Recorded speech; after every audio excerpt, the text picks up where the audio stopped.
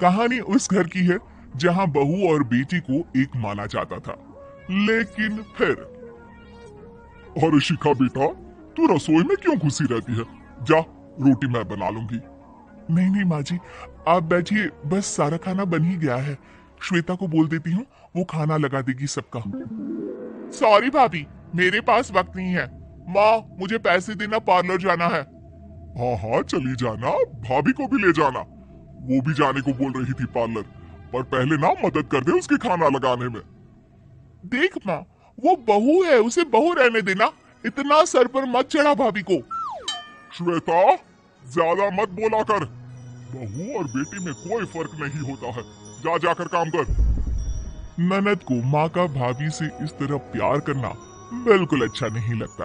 वो बार बार किसी न किसी तरह माँ को भाभी के खिलाफ भड़काती रहती, लेकिन कोई फायदा ना होता। एक रोज, अरे बेटे किशन, जा बहू को कहीं घुमा कर ला, सारा दिन घर में काम करती रहती है। हाँ हाँ माँ, हम लोग जा रहे हैं ना गोवा। अच्छा जी, भाभी ने तो हमें बताया भी नहीं। वैसे तो सारी पंचायत करती है, ये गोवा वाली बात क्यों छुपा गई हमसे? अरे क्योंकि उसे खुद नहीं पता था बहन, मुझे टिकट सस्ती मिल रही थी तो मैंने बुक कर दिया। हाँ शिखा, पैकिंग कर ले, संडे हम जा रहे हैं गोवा। दोपहर में शिखा पैकिंग कर रही थी कि सास आ जाती है। ये क्या बहू, साड़ियाँ? अरे गोवा जा रही है घूमने या फिर शादी में मायके हैं? माँ जी, ऐसा कुछ है ही नहीं, समझ में नहीं आ रहा क्या रखूं कपड़े में। अरे तेरी और श्वेता की साइज तो एक ही है, उसके कुछ मॉडर्न कपड़े ले ले, आकर लौटा देना। हाँ माँ जी, ये ठीक रहेगा। शिखा श्वेता के पास जाती है और उससे कपड़े मांगती है। ना जी ना, मैं अपने कपड़े ना दूं, वैसे भी फैल जाएंगे मेरे कपड़े, बहुत महंगे वाले हैं। शिखा मुंह लटकाकर कमरे में आ जाती है तो सास कहती है, चल तैयार हो जा, तुझे मैं शॉपिंग करा कर लाती हूँ गोवा की। बस फिर क्या था, सास बहू निकल जाते हैं मार्केट और एक से बढ़कर एक ड्रेस खरीद कर घर आते हैं। पहले बता देती कि नए कपड़े दिलाने वाली है भाभी को, तो मैं अपने ही दे देती ना भाभी को, मुझे दिला देती नए कपड़े। देख श्वेता, परिवार का मतलब सबके साथ रहना होता है, ना कि सिर्फ अपना सोचना। वैसे भी तुझे अच्छे संस्कार सीखने चाहिए। और रही बात कपड़ों की, तो शिखा, आज से घर पर भी तू मॉडर्न कपड़े ही पहनेगी, कोई जरूरत नहीं है ये साड़ी वाड़ी लपेटने की। अब क्या था, घर पर श्वेता और शिखा एक जैसे रहते। एक बार पड़ोसन आती है। अरे बेटा, अपनी माँ को तो बुलाना जरा, बात करनी है। शिखा सास को बताती है और रसोई में चली जाती है। ये आपकी बेटी बहुत बड़ी हो गई है, इसके लिए एक रिश्ता है, कहो तो बता दूं। ये बेटी नहीं बहू है, घर में सब एक जैसा ही रहता है। वैसे मेरी बेटी भी बड़ी हो गई है, कोई रिश्ता हो तो जरूर बताना। पड़ोसन रिश्ता लेकर उन लोगों के घर आती है।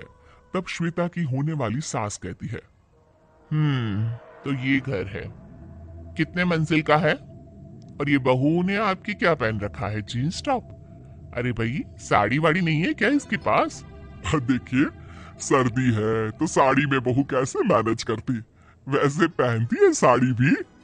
देखिए, हम लोग ठहरे पैसे वाले लोग, कोई कमी नहीं है हम लोगों के पास पैसों की, बहुत पैसे हैं, जमीन, नौकर चाकर, कार, सब कुछ है, लेकिन घर में संस्कारी बहू चाहिए, समझ रही है ना आप?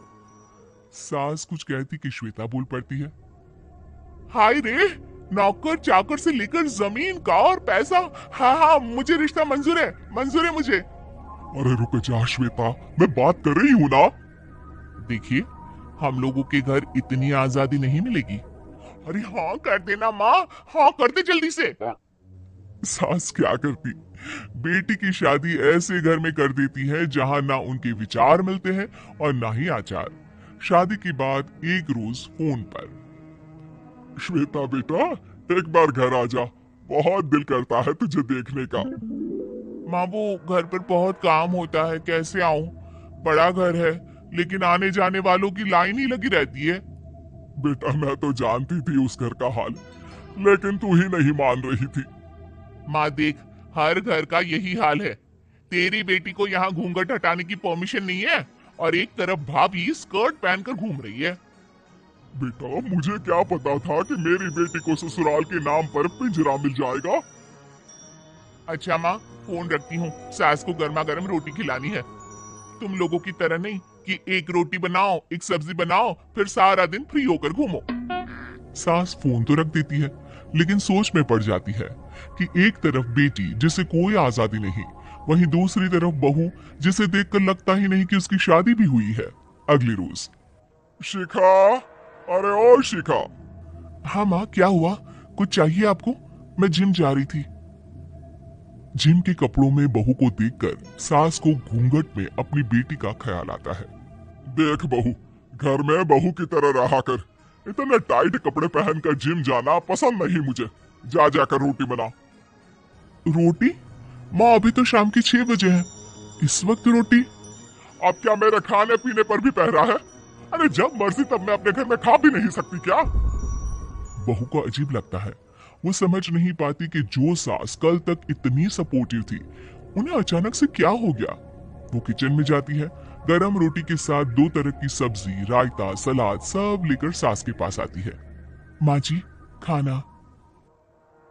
इतना सारा खाना? राक्षस समझा है क्या मुझे? रोटी मांगी थी मैंने गर्मा गर्म बस। पर माँ जी, रोटी खाती किससे आप? सब्जी तो बनानी थी ना। अरे भूख मर गई मेरी तेरी बहस से। जा जाकर काम कर, अंदर पूरी रसोई साफ कर। बहू अंदर चली जाती है। थोड़ी देर में श्वेता घर आती है। अरे शिखा जल्दी से चाय ला, पकवान बना, मेरी बेटी आई है। अरे नहीं नहीं माँ, ड्राइवर बाहर खड़ा है। मैं तो घर का कोई सामान खरीदने के बहाने यहाँ आ गई हूँ, मुझे जाना होगा। अरे बेटा, पर कितने दिनों बाद देख रही हूँ तुझे, रहने आ जाना 2-4 दिन के लिए। आ जाऊंगी माँ, जब मेरी सास मरेगी तब। मैं तो रोज मन्नत मानती हूँ कि मेरी सास मर जाए तो अच्छा है। अच्छा चल, जा रही हूँ माँ। हे भगवान, कैसे कैसे दिन देखने पड़ रहे हैं मेरी बेटी को। सास अंदर जाती है, जहाँ श्वेता की जिम वाली सहेली का फोन आया होता है। क्या बात है, आज जिम नहीं आई? अरे पता नहीं यार, आज माँ को क्या हो गया अचानक। पर खैर कोई नहीं, लगता नहीं कि मैं अब जिम आ पाऊंगी। शिखा स्पीकर पर बात कर रही थी, जिसे सास सुन रही थी। यार ये सास ना होती ही ऐसी है। मैं तो कहती हूँ बुढ़िया जल्दी मरे और तू आराम से जिए। शिखा को सहेली की बात पर गुस्सा आ जाता है। माँ के मरने की कौन सा बच्चा दुआ मांगता है मोहिनी? आगे से ऐसी बात मेरे सामने मत करना। हमारे घर की शोभा ही माँ है। क्या हुआ जो थोड़ी सख्ती दिखा रही है? उसमें भी कोई ना कोई उनकी भलाई ही होगी। मैं तो कहती हूँ भगवान मेरे जैसी सास सबको दे, जो सिर्फ माँ की तरह है। सास वाली तो कोई बात ही नहीं है उनमें। सास ये बात सुन रही थी। उनकी आंख में आंसू आ जाते हैं कि क्यों वो बेटे की किस्मत में बहू को भी भागीदार बना रही थी। शिखा, अरे ओ शिखा, क्या हो गया? जिम नहीं जाना क्या?